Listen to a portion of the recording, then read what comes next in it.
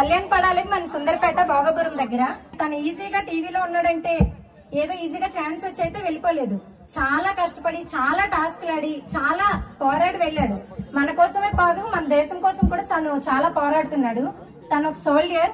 So మీరందరూ తను మన కోసం చాలా చేస్తున్నాడు కాబట్టి మనం ఒక్క ఓటేసి, తనకి ఇంకా 2 వీక్స్ ఉంది. సో మనం ఒక్క ఓటేసి మనం గెలిపించాలి. ఇది మన అందరి బాధ్యత. అలాగే వాళ్ళ డాడీ కూడా వచ్చారు ఇక్కడికి. ఇతనే మన కళ్యాణ్ పడాల వాళ్ళ నాన్నగారు.